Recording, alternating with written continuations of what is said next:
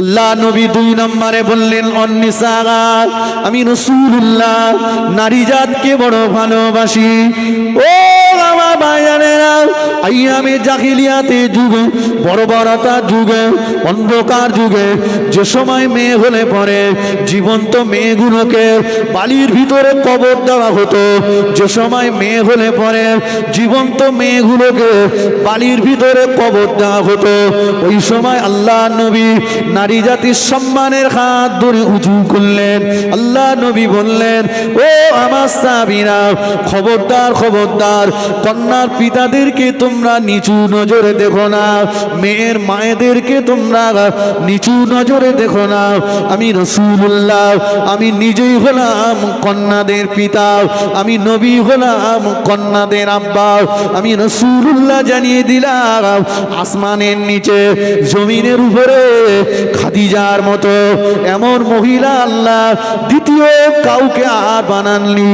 ও সাহাবীরা, এই খাদিজার গর্ভ থেকে আল্লাহ পাক চারটি কন্যা সন্তান দান করেছেন। না না, বারবার মেয়ে হওয়ার জন্য মেয়ের মাকে তোমরা নিচু নজরে দেখো না, মেয়ের মাকে গালিগালাজ করো না, মেয়ের মাকে ছোট বড় কথা বলো না। মেয়ে হওয়ার জন্য ওই নারীটা যদি খারাপ হতো, আল্লাহ পাক খাদিজার গর্ভ থেকে 4টে মেয়ে দান করেছেন। বলুন সুবহানাল্লাহ।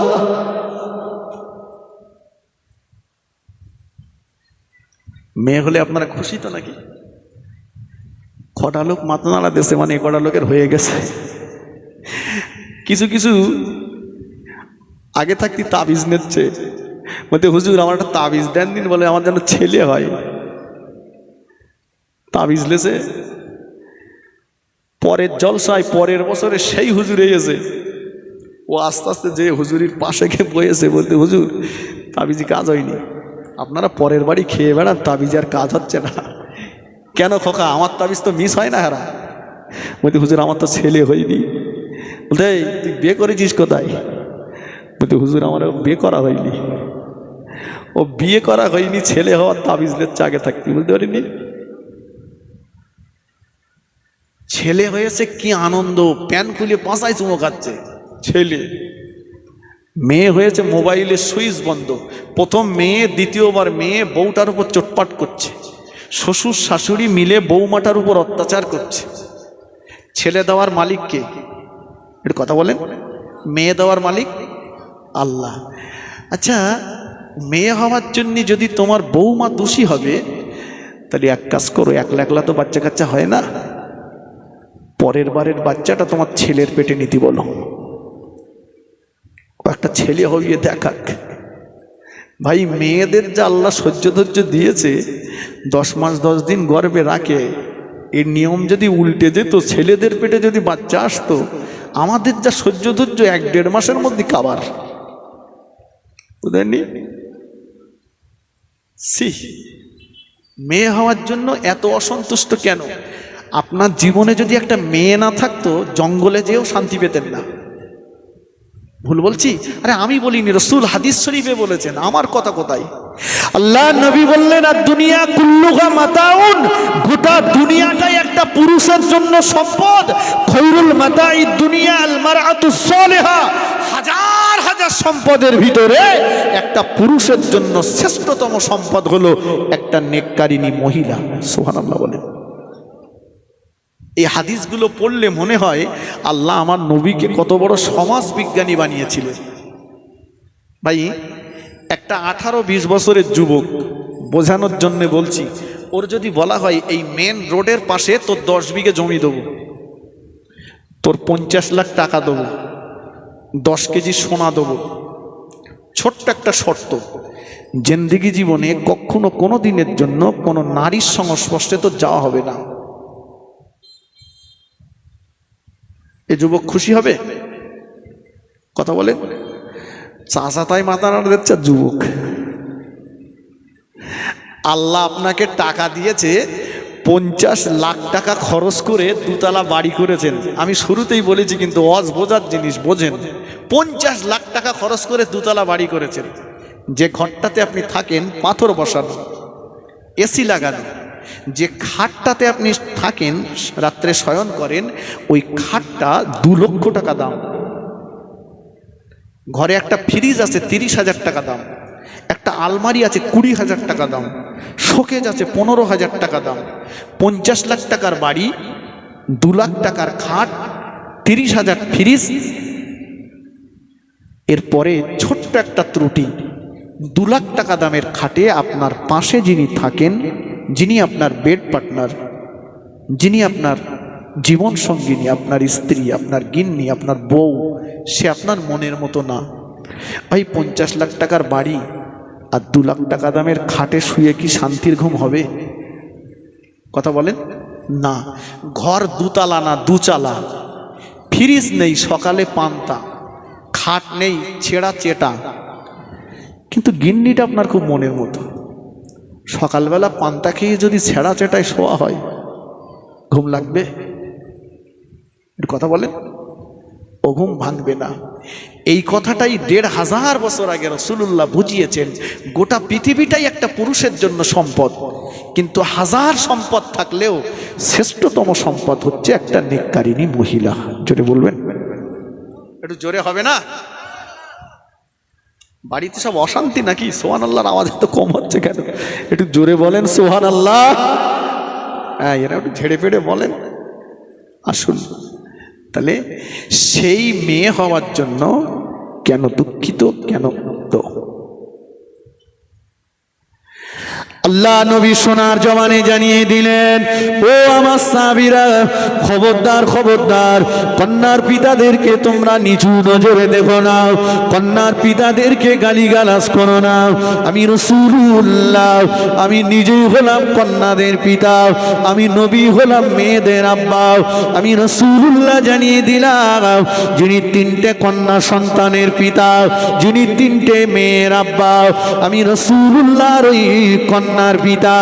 আল্লাহ পাকের দয়ার জান্নাতে পাশাপাশি থাকবো। আর একটু জোরে বলুন সুবহানাল্লাহ।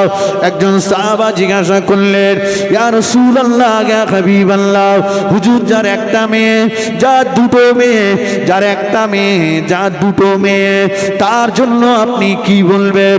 আল্লাহ নবী বললেন, ও আমার সাহাবীরা, যার একটা মেয়ে, যার 2টো মেয়ে, আমি রাসূলুল্লাহ ওই কন্যার পিতার জন্য আল্লাহ পাকের দয়ার জান্নাতে জামিনদার হয়ে গেলাম।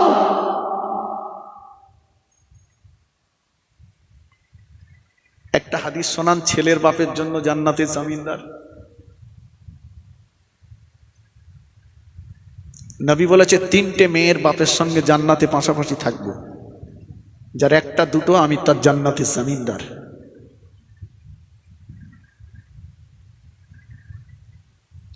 ভাই, বর্তমান সমাজটা এবার দেখুন। ও মায়েরা, যে মেয়ের বাপের জন্য আল্লাহ নবী জান্নাতে জামিনদার হয়ে গেলেন, যে মেয়ের বাপের জন্য আল্লাহ নবী জান্নাতে জিম্মাদার হয়ে গেলেন, জান্নাতে পাশাপাশি থাকবেন বললেন, সেই মেয়ের আব্বা, মেয়ের মা মাথায় টুপি, মুখে দাড়ি, কখনো ঘোমটা দিয়ে, কখনো কখনো কখনো কখনো দেবী সাবাদে, কখনো বা হাঁটু ঘুরিয়াতে, মাথায় টুপি, মুখে দাড়ি, হাতে একটা কাগজ নিয়ে একটা বৃদ্ধ মানুষ ঘুরে ঘুরে বেড়াচ্ছে, একটা বৃদ্ধ মানুষ ঘুরে ঘুরে বেড়াচ্ছে। কি ব্যাপার? খোঁজ নিলে দেখতে পাওয়া যাবে। বলে, বাবা, 5টা মেয়ে, মেয়ে বিয়ে দিতে পারি না, মেয়ে বিয়ে দেওয়ার জন্য ভিক্ষা করে বেড়াচ্ছে। কেউ 5টা টাকা দেয় তো কেউ 5টা কথা শোনায়। হয় না, হয় না? ছেলের বাপ হায়নার মতো হা করে বসে রয়েছে, মাল নেবে। এখানকার ছেলের বাপেরা ভালো, এরা জীবনে ছেলে বেঁধে মারলেই নেই। যে ছেলে ঠ্যাং সোজা করে ফেলতে পারে না, ওর দাম 70,000। বলছে, আমি নামাজ কালাম পড়ি, আমি ওসব বলবো না, আমার এই বড় জামাই সব জানে। মানে বড় জামাইটা হচ্ছে দালাল। ওটার ফিট করে রেখেছে।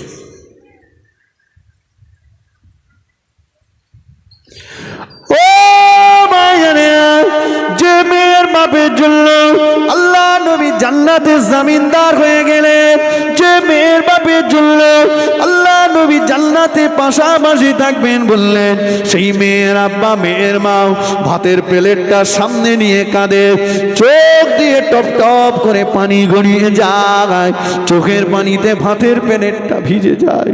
রাত্রেবেলা মাথায় বালিশ দিয়ে বুড়ো বাপটা অঝর নামে কাঁদে, মা কাঁদে, চোখের পানিতে তাদের মাথার বালিশ ভিজে যায়, ঘুম যেন তাদের খারাপ হয়ে গিয়েছে। কি ব্যাপার খোঁজ নিলে দেখতে পাওয়া যাবে। বলে বাবা, 3টে মেয়ে, একটা মেয়ে বিয়ে দিয়েছি, গরিবানা মতে জামাইকে অনেক কিছুই দিয়েছি বাবা, জামাই বারে বারে চায়, বারে বারে দিই, এবারে একবার না দিতে পারায় আমার সোনার মানিককে আমার বাড়িতে আসতে দেয় না, আমাকেও তার বাড়িতে যেতে দেয় না। আমার সোনার মানিককে জামাই ধরে ধরে মারে, শ্বশুর শাশুড়িরা ধরে ধরে মারে, ননদেরা ধরে ধরে মারে। মেয়েটা বড় কষ্টের সঙ্গে দিন যাপন করছে।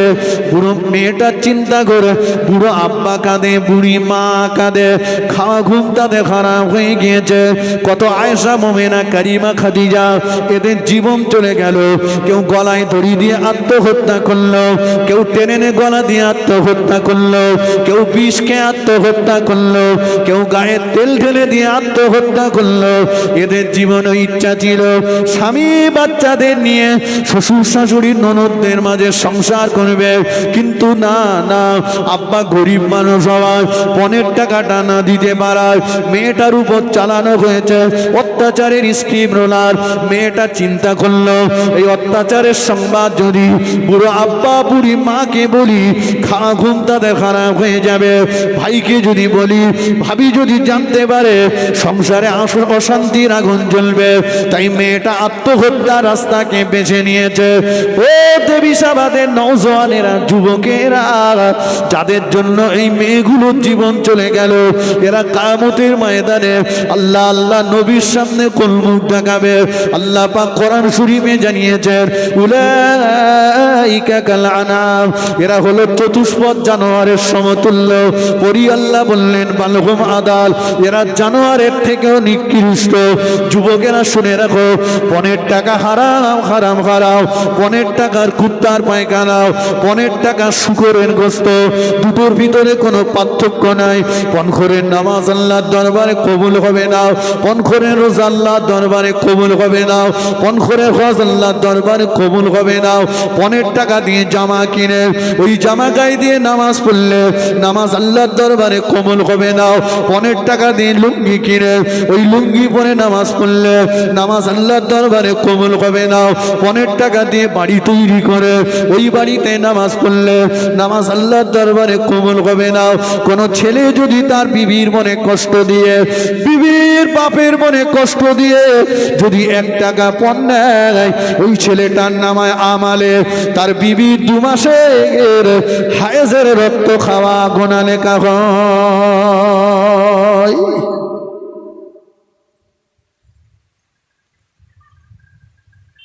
কারা কত টাকা নিয়েছে এখন চিন্তা করতে হবে না, বাড়ি গিয়ে শুয়ে পড়ে চিন্তা করবেন ক গ্লাস করে ভাগে পড়েছে। ভাই, আমি ওয়াজ করছিলাম, নবী বলেছেন নিসাগা, আমি নারী জাতকে ভালোবাসি। আইয়ামে জাহেলিয়াতের যুগে, মূর্খতার যুগে, অজ্ঞতার যুগে মেয়ে হলে জীবন্ত মেয়েগুলোকে বালির ভিতরে কবর দেওয়া হতো। এটা শিক্ষিতের জামানা, কম্পিউটারের যুগ, চালাক চতুরতার যুগ, মোবাইল স্যাটেলাইটের যুগ। এখন আর বালির ভিতরে কেউ কবর দেয় না, তবে হাজার হাজার মেয়েদের জীবন চলে যাচ্ছে টাকার ভিতরে। সত্য না মিথ্যা বলুন? এই কথা বলেন, আসুন। ও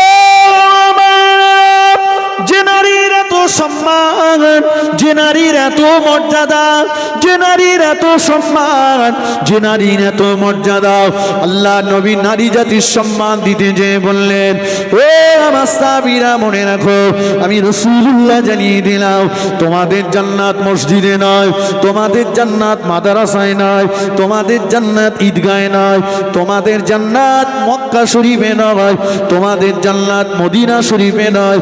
আল্লাহ নবী জানিয়ে দিলেন, ইন্নাল জান্নাতা তাহতা আকদাম উম্মাহাতিকুম, তোমাদের জান্নাত হলো তোমাদের জনম দুঃখিনী মায়ের পায়ের তলায়। আর একটু জোরে বলুন সুবহানাল্লাহ। জান্নাত কোথায়? মায়ের পায়ের তলায়। নারীর কত সম্মান, নারীর পায়ের তলায় জান্নাত। আল্লাহ নবী নারী জাতির সম্মান দিতে যেয়ে বললেন, নারীর সঙ্গে, নারীর বাপের সঙ্গে জান্নাতে থাকবো। ও নওজওয়ানেরা, যে নারীর এত সম্মান, যে নারীর এত মর্যাদা, আল্লাহ নবী আমার সোনার জবানে জানিয়ে দিলেন, ও আমার সাহাবীরা, আমি রাসূলুল্লাহ বলছি, ফাত্তাকুদ দুনিয়া ওয়াত্তাকুন নিসা, আমি রাসূলুল্লাহ বলছি, তোমরা দুনিয়াটাকে যেমন ভয় করো, নারী জাতটাকে তোমরা ওই রকম ভয় করো।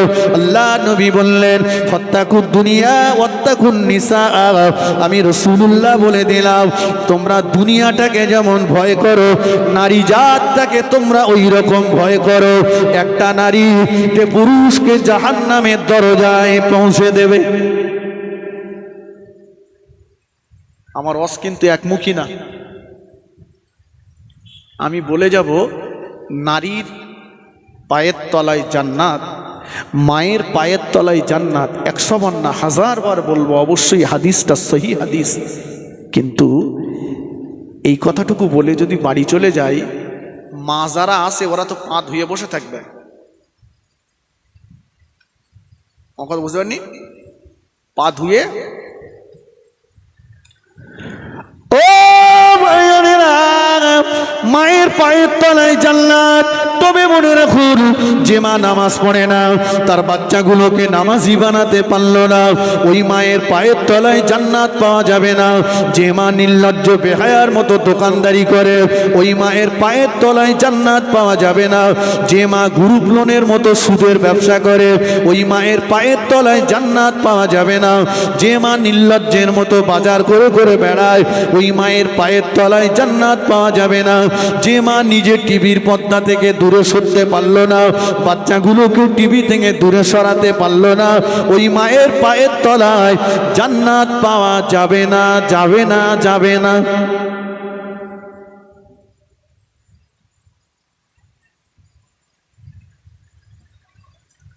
আজকে নারী মোড়ল, মনে আছে সেই হাদিস? কিছু পুরুষ পীরের কাছে মুরিদ হয়েছে, আর কিছু নারীর কাছে, গিন্নির কাছে মুরিদ হয়েছে। পর্দা, পর্দা আছে? নেই, নেই বলা ভুল, আছে, ফ্রিজে আছে। বাড়ি একটা ফ্রিজ কিনেছে, তাতে পর্দা। আলমারি কিনেছে পর্দা, শোকেস কিনেছে পর্দা, টেলিভিশন কিনেছে পর্দা।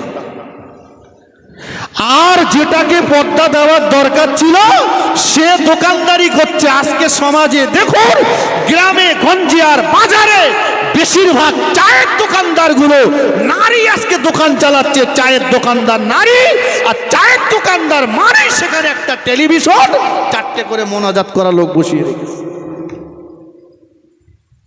ঠিক কিনা বলেন? চলেন রাত্রি দেখে নিয়ে আসবো। মেয়ে ছেলে দোকানদার মানে ওর হাতে বিরাম নেই, পাশাপাশি দুটো দোকান, একটা বেটা ছেলে একটা মেয়ে ছেলে। যে বেটা ছেলে দোকানদার 3 বান্ডেল বিড়ি ভুরিয়ে গেছে, খদ্দের আসেনি। আর মেয়ে ছেলে দোকানদার মাল দিয়ে উঠতে পারে না।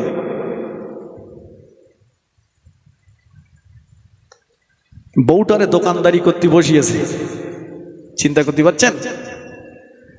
ফুরফুরাই গেছে, একটা তাবিজ এনেছে। বসিরহাটে গেছে, একটা তাবিজ এনেছে। যেখানে গেছে একটা তাবিজ, মক্কা মদিনা ছবি দোকানে ঝুলিয়ে রেখেছে। মনে মনে চিন্তা করতে, হুজুরগা তাবিজ কাজ নাও হতে পারে, বউডারে লেয় ওখানে বসা, আর 4টে করে লোক অটোমেটিক মোনাজাত করুক। বুঝতে পেরেছেন? তুরুপ মারতেছে চায়ের দোকানদার। সবচাইতে লজ্জার কথা হলো যে লোকটার মুখে দাড়ি রয়েছে, মসজিদ থেকে নামাজ পড়ে সেই লোকটাই যে দোকানে টেলিভিশন চলছে সেই দোকানে বসে বসে চা খাচ্ছে। তাই ভুল বলেছি? ড্যাম ড্যাম করে দেখছে। এই মুরব্বী লোকটা যদি ওই দোকানে বসে চা খায় আর টেলিভিশন দেখে, চ্যাংড়া ফস্কোটা মনে করবে চাচা যখন গেছে আমার আর দোষ কি। মসজিদে গেলেও জমের জ্বালা চড়ে, কখন বেরোবো তিরিবিরি করে। যে লোকটা মসজিদে তিরিবিরি করছে বেরোনোর জন্য, সেই লোকটা ঘন্টার পর ঘন্টা চায়ের দোকানে বসে আছে। আমার কথা সত্য না মিথ্যা? রাসূল বললেন ঈমানদার যারা মসজিদে গেলে ওদের অবস্থাটা ওই রকম হবে যেমন পানির ভিতরে মাছ থাকে, আর মুনাফিক যারা ওদের অবস্থাটা মসজিদে গেলে ওই রকম হবে যেমন খাঁচার ভিতরে পাখি থাকে। ছটপট করছে, পর্দা নাই। এখন মেয়েরাই বাজার করছে, ঈদের মার্কেটিং। পুরুষ মানুষগুলোর বলছে তোমাদের চোখ ভালো না, তোমরা পারবা না, আমরা যাচ্ছি। আর বাজার করতে না গেলেও এখন বাজার সব বাড়ি বাড়ি আসছে। এদিকে আসে না? আমাদের বসিরহাটের দিকে বলে ফেরিওয়ালা। আপনারা কি বলেন?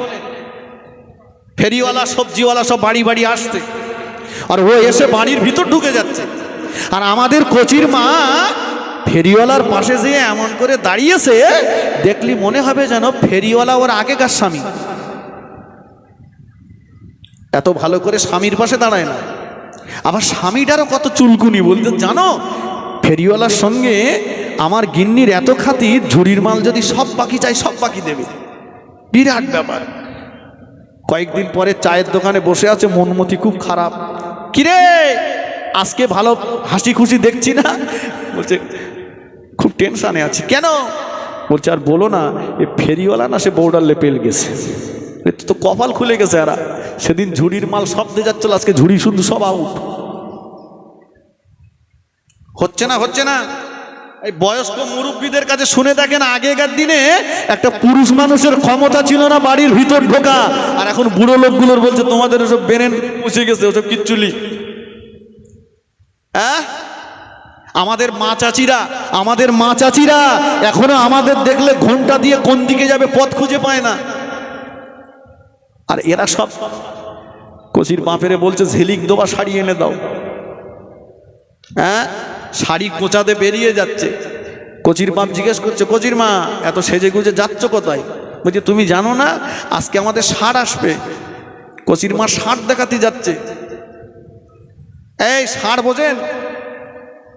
হ্যাঁ, ও ষাঁড়ের এত পাওয়ার, ও গিন্নিরি না দেখলি মাল দেয় না। আর আমি এত বড় কারণ বউডারে বলছি যা তোর তুই না গেলি মাল দেবে না। ওই মাল এনে বাজার করে খেয়ে ইমাম সাহেবের বলছে গাড়ি করো, ফুরফুরায় যাবো জেকের করতে। আরে সর্বনাশ! ঘাড় একবার এদিক দিয়ে বলতে আল্লাহ, একবার এদিক দিয়ে বলতে আল্লাহ। আল্লাহ বলে ঘাড় জোরে ঘুরো, তোর ঘাড়ের শির কেটে যাক। কি মাল খেয়েছি সেই?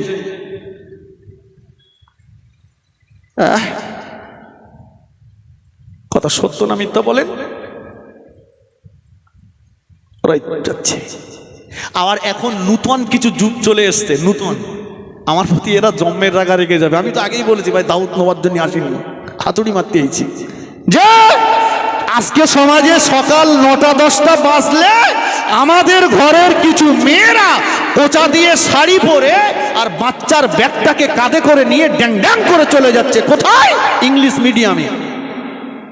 সত্য না মিথ্যা? কোচির বাপের সময় নেই, কোচির মা যাচ্ছে।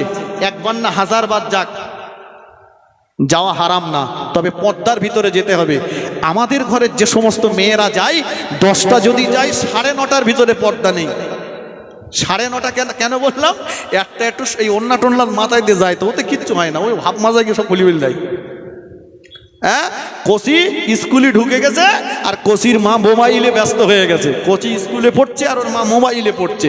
কদিন পরে দেখা যাচ্ছে কোচির মা হাওয়া, কোচির বাপের মাথায় দুপুরে বাস পড়েছে। খোঁজ নিয়ে দেখেন,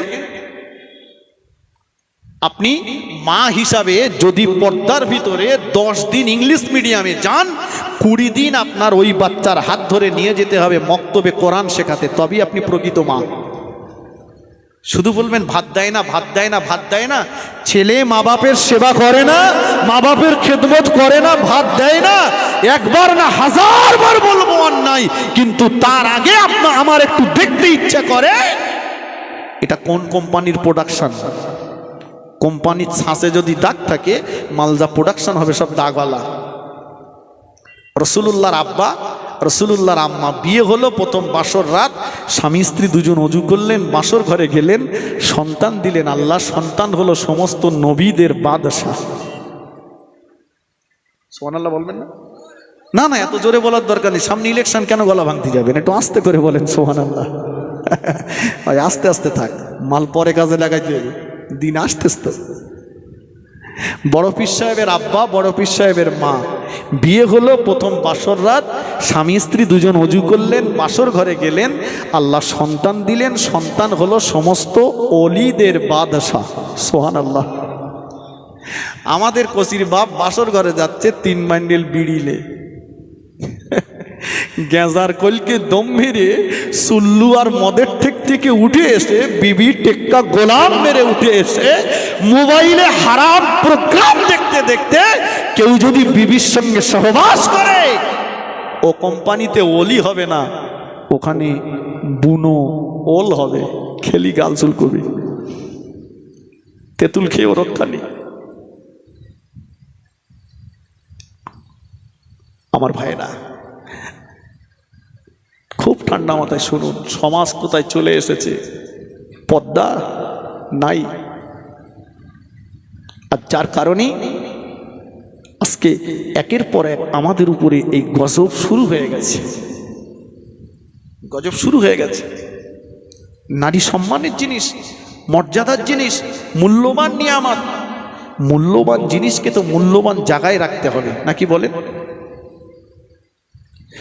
আল্লাহ নবীর বেটি ফাতেমাতুজ জোহরা রাদিয়াল্লাহু তাআলা আনহা, আল্লাহ নবীর বিবি আম্মা জান আয়েশা সিদ্দিকা রাদিয়াল্লাহু তাআলা আনহা, মার বেটি দুজন আল্লাহ নবীর কাছে চলে আসলেন। এসে আল্লাহ নবীকে বললেন, ইয়া রাসূলুল্লাহ, হাবিবাল্লাহ, আমি আগে জান্নাতে যাব না আমার মা আয়েশা আগে জান্নাতে যাবে? আম্মা জান আয়েশা সিদ্দিকা রাদিয়াল্লাহু তাআলা আনহা বললেন, ইয়া রাসূলুল্লাহ, হাবিবাল্লাহ, আমি আয়েশা আগে জান্নাতে যাব না আমার বেটি ফাতেমা আগে জান্নাতে যাবে? দয়ার নবী চিন্তায় পড়ে গেলেন। আল্লাহ পাক ফেরেশতা জিবরাইল আমিনকে পাঠিয়ে দিলেন, ও ফেরেশতা জিবরাইল, চলে যাও, চলে যাও, আমার নবীকে যে বলে দাও, নবীর বিবি আর নবীর বেটি দুজনার ভিতরে যার কাপড়ের তালির পরিমাণটা বেশি হয়ে যাবে, যার কাপড়ের ছিঁড়ার পরিমাণটা বেশি হয়ে যাবে, তিনি তো আগে আমি আল্লাহ আমার দয়ার জান্নাতে চলে যাবেন। বলুন সুবহানাল্লাহ। এ কথা শোনার পরে আল্লাহ নবীর বেটি ফাতেমাতুজ জোহরা রাদিয়াল্লাহু তাআলা আনহা ঘরের ভিতরে চলে গেলেন। ঘরের ভিতরে যে নামাজের পাটিটা নিয়ে সিজদায় পড়ে যে কাঁদতেছেন, আল্লাহ, আমি হলাম নবীর বেটি, আমি হলাম ইমাম হাসান হোসাইনের আম্মা জান, আমি হলাম শেরে খোদা আসাদুল্লাহিল গালিব আলী কাররামাল্লাহ ওয়াজহাহুর বিবি। আল্লাহ, আমার কাপড়ের তালির পরিমাণটা যেন, আমার কাপড়ের তালির পরিমাণটা যেন আমার আম্মা আয়েশার থেকে যেন একটা বেশি হয়ে যায়, আমি যেন আগে আপনার দয়ার জান্নাতে যেতে পারি।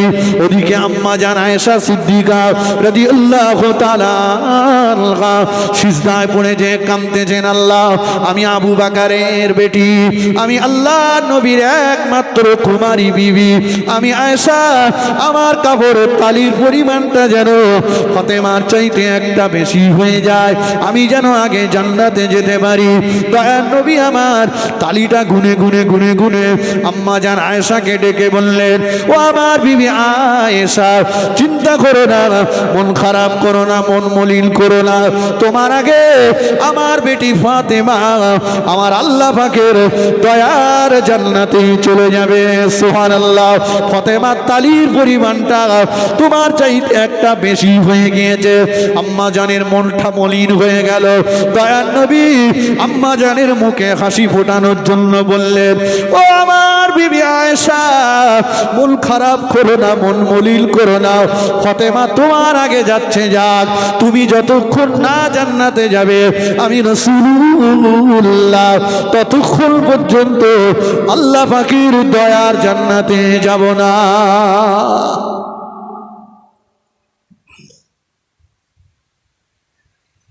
আমাদের মেয়েরা বলতে পারবে জান্নাতে যাব? এরা পয়সা করে গুজোচ্ছে মেলায় যাবে। এদিক মেলা হয় না নাকি? হয়। পয়সা করে গুজোচ্ছে, বলে গ্লাস কিনে আনবো, চল প্লেট কিনে আনবো, মেলায় যাবে। আল্লাহু আকবার। বাবা, এই জায়গাটায় আরেকটা কথা শিক্ষার ব্যাপার আছে। রাসূলুল্লাহ কাউকে কষ্ট দেননি। আল্লাহ রসুলের 9টা 11টা বিবি ছিল। রাসূলুল্লাহ কাউকে কোলে কাউকে পিঠে করেননি। আমাদের সমাজেও কিছু মানুষ ডবল কানেকশন নিয়েছে। ডবল কানেকশন মানে বুঝতে পেরেছেন? দুটো বিয়ে করেছে, তবে একটারে লেগেছে ফ্ল্যাটে, আর একটারে মেরে ফ্ল্যাট করতেছে। কথা বুঝেননি? একটারে গাছতলায় আর একটারে দুতলায়। দুনিয়ায় ওই মেয়ের বাপের ক্ষমতা নেই, আপনাকে কিছু হয়তো করতে পারবে না, তবে আপনি তৈরি থাকেন, কবরে আল্লাহর ফেরেশতারা রেডি আছে। আবার কেউ কেউ কি বলছে জানেন? বলে ছোট হুজুর করেছে তাই করেছি, ছোট হুজুর করেছে। ওরে সর্বনাশ! ছোট হুজুর 4টে বিয়ে করেছে। কটা বিয়ে করেছে? 4টে বিয়ে করেছে। 4টে বিবির শাড়ি কিনেছেন। একটা বিবির শাড়ি কিনেছে ধরুন 100 টাকা, আর একটা বিবির শাড়ি কিনেছে 120 টাকা। যে শাড়িটা 100 টাকা নিয়েছে, ছোট হুজুর কেবলা ওই শাড়ির আঁচলে 20 টাকা বেঁধে দিয়েছে। সুবহানাল্লাহ বলবেন? একটু জোরে বলেন। কি বিচার দেখেন, কি বিচার দেখেন! 100 টাকা শাড়ির আঁচলে 20 টাকা বেঁধে দিয়েছে। আর আমাদের একটা নিয়ে পাগল, একটা নিয়ে। সেদিন এক জায়গায় গিয়েছি, বলছে হুজুর আমার জামাই আমার মেয়েকে 22 তালাক দিয়েছে। ক তালাক? এত রাগা রেগে গেছে, বলে তুই তালাক, তোর বাপ তালাক, তোর মা তালাক, গোষ্ঠী শুধু সব তালাক। মানে বিয়ে করেছে বউরি আর তালাক দিচ্ছে শাশুড়ি। কিছু কিছু পার্টি আছে। কথা বুঝেছেন ভাই? তালাক শরিয়াতে জায়েজ, তবে নিকৃষ্টতম জায়েজ। নিকৃষ্টতম জায়েজ দুটো, একটা হলো তালাক দেওয়া আর একটা হলো ভিক্ষাবৃত্তি করা। কিন্তু তালাকের যে প্রসেস, যে পদ্ধতি, সেটা আমরা অবলম্বন করি না, যার কারণেই তালাক নিয়ে আজকে আমাদের কথা শুনতে হয়। মাঠের থেকে বাড়ি এসেই রেগে গেছি আর ঝেড়ে বসেছি আর তালাক দিয়ে বসে গেলাম।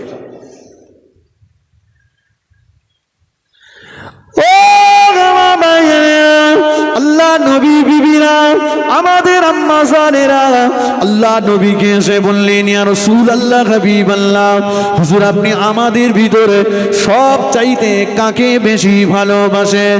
হুজুর আপনি আমাদের ভিতরে সব চাইতে কাকে বেশি ভালোবাসেন? আল্লাহ নবী বললেন, ও আমার বিবিরা, তোমাদের এই প্রশ্নের জবাব কি আমায় দিতে হবে? আল্লাহ নবীর বিবিরা, আমাদের আম্মা জানেরা বললেন, জি হ্যাঁ ইয়া রাসূলুল্লাহ। আল্লাহ নবী বললেন, ও আমার বিবিরা, আজকে আমি তোমাদের প্রশ্নের জবাব দেব না, আগামীকাল আসরের নামাজের পরে তোমাদের প্রশ্নের জবাবটা দিয়ে দেব। প্রশ্নটা সহজ না কঠিন? সবাই বলছে কারে বেশি ভালোবাসেন। এখন কাউকে যদি রাসূলুল্লাহ বলেন যে আমি অমুককে বেশি ভালোবাসি, আর একজন তো একটু মনক্ষুণ্ণ হবে। নবীর বিচার দেখে আল্লাহ নবী ওই দিন রাত্রে বেলা আমাদের আম্মা জান হযরতে মা মাইমুনা রাদিয়াল্লাহু তাআলা আনহার ঘরেতে চলে গেলেন। আম্মা জানের হুজরাতে প্রবেশ করলেন।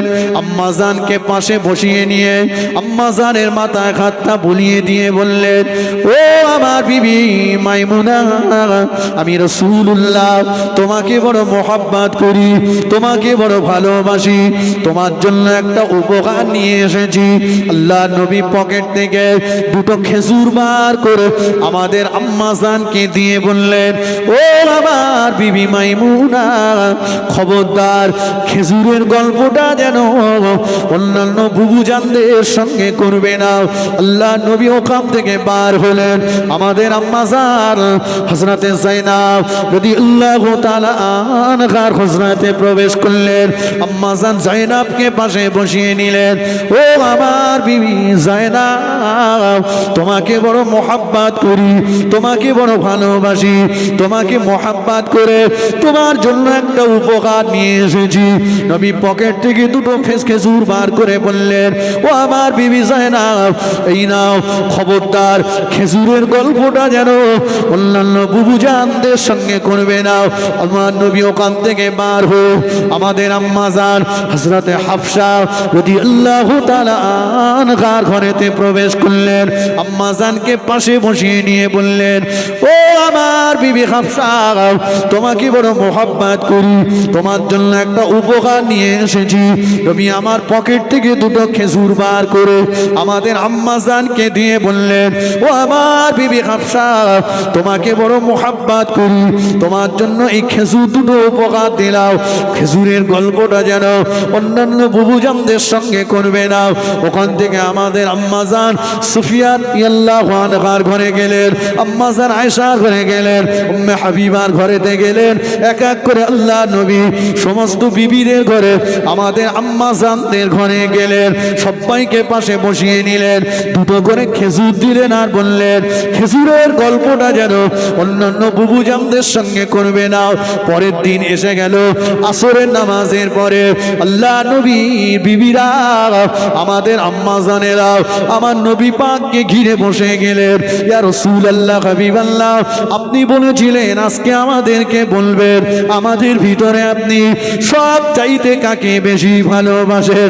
আল্লাহ নবী বললেন, ও আমার বিবিরা, প্রশ্নের জবাবটা কি আমায় দিতেই হবে? আম্মা জানেরা বললেন, জি হ্যাঁ ইয়া রাসূলুল্লাহ। নবী আমার মিষ্টি মেরে হেসে বলেছিলেন, ও আমার বিবিরা শুনে রাখো, গতকাল রাত্রেবেলা আমি রাসূলুল্লাহ যার হুজরাতে প্রবেশ করে যাকে আমার পাশে বসিয়ে নিয়ে আদর করে দুখানা খেজুর দিয়েছিলাম, আমি আমার ওই বিবিকে সবচাইতে বেশি ভালোবাসি। আর একটু জোরে বলুন সুবহানাল্লাহ। কাকে ভালোবাসি?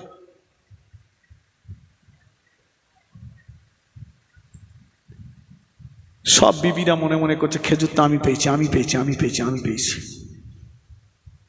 কি বিচার দেখুন। আর আমরা পাগল হয়ে যাচ্ছি একটা নিয়ে। কেন বলেন দিন? ওই সেই কথা, শরিয়ত বলেছে একটা মেয়ে বিয়ে করার সময় তার 4টে গুণ দেখো। কটা গুণ? কথা বলেন। 4টে। তার ভিতরে বেশি গুরুত্ব দাও, দেখো মেয়েটা দিনদার কিনা। কি কিনা? দিনদার কিনা। আর আমরা দেখেছি মালদার কিনা। আগেকার দিনে একটু জাতপাত দেখতো, এখন সেটাও না, বলে মাল আছে কি দেখ। এটাই তো আমাদের। দাদুর কাছে গল্প শুনেছি, দাদু দাদিমাকে বিয়ে করেছে, দাদিমার বাপের টাকা দিয়ে এনেছে। দাদু যখন সকালবেলা উঠে যেত দাদিমার পাশ থেকে, দাদিমা যখন সকালবেলা দাদুর পাশ থেকে উঠে যেত, দাদিমা দাদুর পায়ে সালাম করে উঠে যেত। ঠিক বলছি তো নাকি?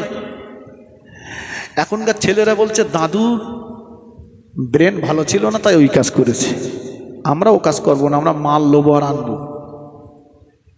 সকালবেলা উঠে যাওয়ার সময় ঝেড়ে লাথি মেরে উঠে যাচ্ছে, বলে ওট মাল করি লাই না তো খাবো কি, শান্তিতে নেই।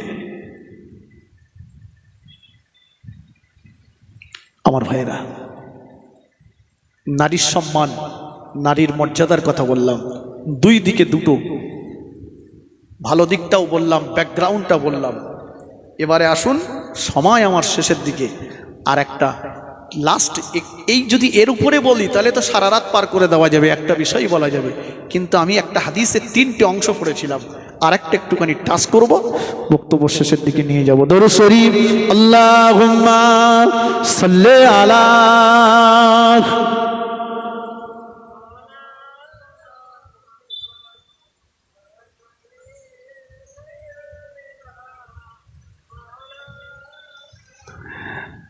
আপনাদের দরুদ শরীফের আওয়াজ দেখে মনে হচ্ছে আপনারা সব আমার উপর 440 হয়ে রয়েছেন নাকি? একটু মহব্বত করে পড়ুন, আল্লাহুম্মা সাল্লি আলা।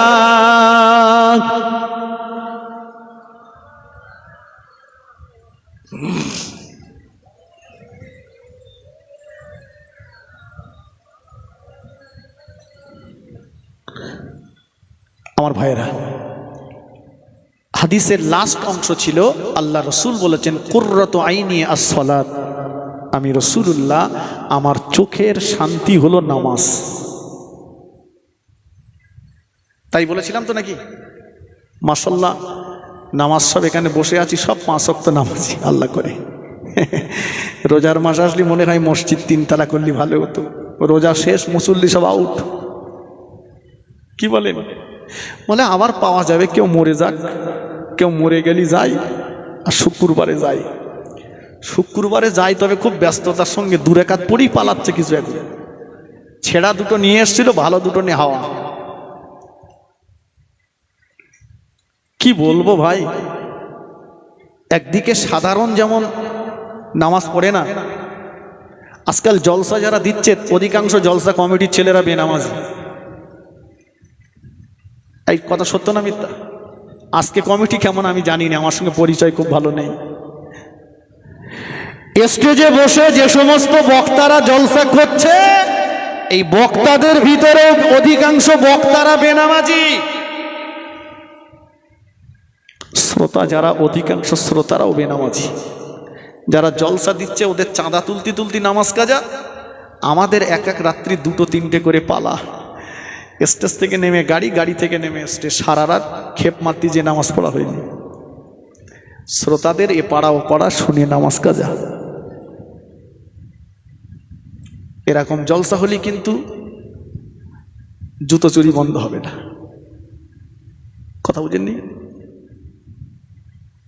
3 পাকা বেনামাজি এক জায়গায় পড়েছে, সাংঘাতিক ব্যাপার। আজকে এই জামানায় যারা মসজিদ আর মাদ্রাসার কমিটির দায়িত্বপ্রাপ্ত, যারা অধিকাংশ মসজিদ মাদ্রাসা কমিটির মেম্বারেরাও নামাজ পড়ে না। এই সত্য না মিথ্যা? মসজিদের মিটিং করতে আসতেছে বিড়ির মান্ডেল করলে, বুঝতে পারেননি? আল্লাহু আকবার। রমজান মাসে কিছু লোক বিড়ি না খেয়ে সারাদিনটা থাকে, তবে বিড়িতে যদি ইফতার করা জায়েজ থাকতো, কিছু কিছু লোক বিড়িতে ইফতার করত। মানে মাল গাড়ি করলে যায়, কেউ ওই মসজিদের বাইরে গুজে রেখে যায়, ইফতার করে তাড়াতাড়ি টপাটপ মেরে দিয়ে বাইরে এসে ভাটার মতো ধোঁয়া বের করেছে, বলতে সারাদিন যা খাইনি তারাবির আগে তার হাফ হেপা তুলে নেবো।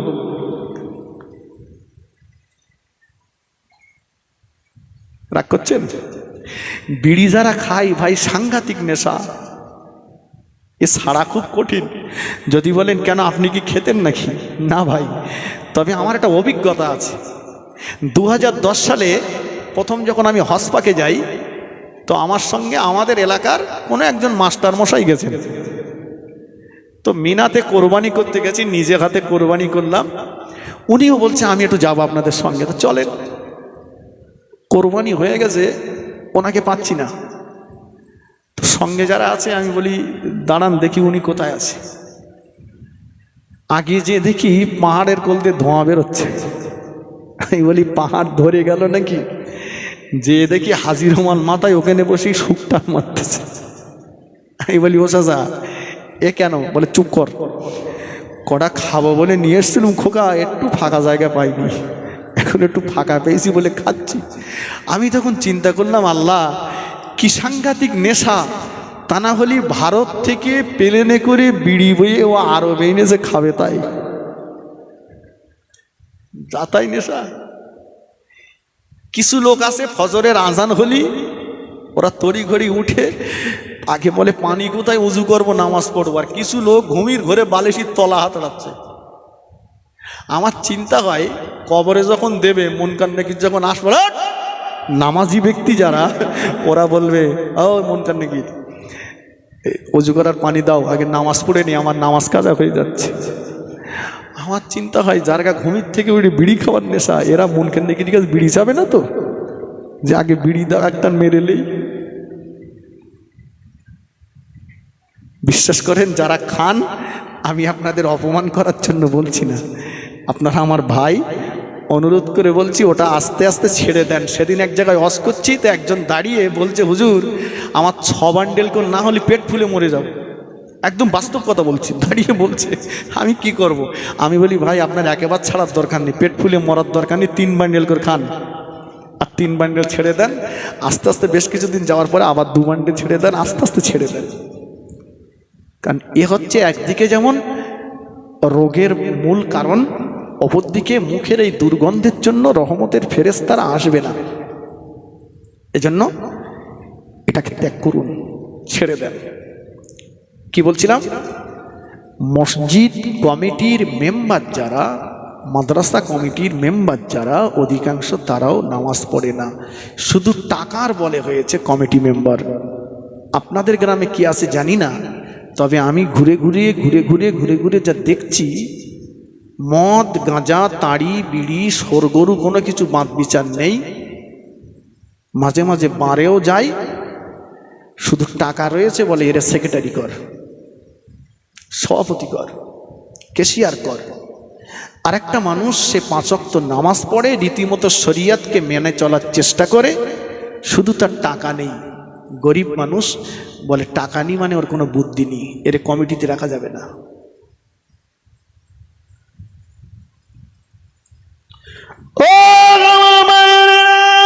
আল্লামা কোরআন শরীফের ভিতরে জানিয়ে দিলেন, ইয়াউমা লা ইয়ানফাউ মালু ওয়ালা বানুন ইল্লা মান আতাল্লাহা বিকলবিন সালিম।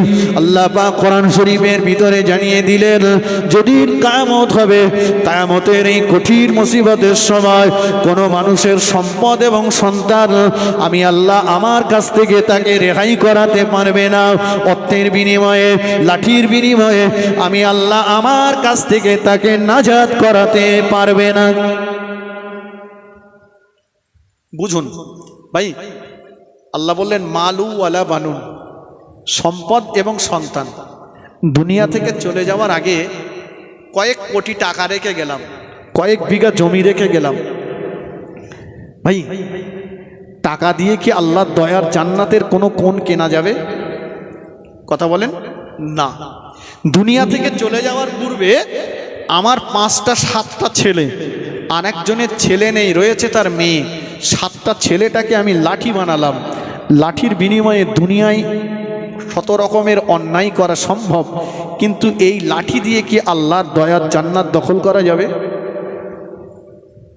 আল্লাহ বললেন মালু ওয়ালা বানুন, সম্পদ এবং সন্তানের বিনিময়ে আমার কাছ থেকে নাজাত পাবে না। ও আমার ভাইজানেরা, এ জামানায় টাকার বিনিময়ে সম্মানের চেয়ার পাওয়া যায়। এ জামানায় টাকা থাকলে পরে টাকার বিনিময়ে মৌলানার গদি পাওয়া যায়। এ জামানায় টাকা থাকলে পরে টাকার বিনিময়ে মাতব্বরির চেয়ার পাওয়া যায়। এ জামানায় টাকা থাকলে পরে টাকার বিনিময়ে মসজিদের সেক্রেটারি হওয়া যায়, মাদ্রাসার সেক্রেটারি হওয়া যায়। এ জামানায় টাকার বিনিময়ে মোড়ল সাজা যায়। এ জামানায় টাকার বিনিময়ে গরিবের গালে অন্যায়ভাবে চড় মারা যায়, এ জামানায় টাকার বিনিময়ে অপরের জমি জবরদখল করা যায়, এ জামানায় টাকার বিনিময়ে দুনিয়ার ভ্যানওয়ালা ঠেলাওয়ালা রিক্সাওয়ালাটাকে তোচ্ছড় মোচ্ছড় করা যায়, এ জামানায় টাকার বিনিময়ে গরিবের খাওয়ার ঘরের পাশে বাথরুম বানানো যায়, এ জামানায় টাকার বিনিময়ে গরিবের উপরে অত্যাচারের স্টিম রোলার চালিয়ে দেওয়া যায়, এ জামানায় টাকার বিনিময়ে দিনের বেলা মানুষ খুন করেও রেখায় পাওয়া যায়, এ জামানায় টাকার বিনিময়ে সারা জীবন জালিয়াতি জোচ্চুরি ফেরেববাজি দাগাবাজি করে শেষ জীবনে 3.5 লাখ 4 লাখ টাকা খরচ করে মক্কা থেকে ঘুরে এসে হাজি নামটাও অর্জন করা যায়।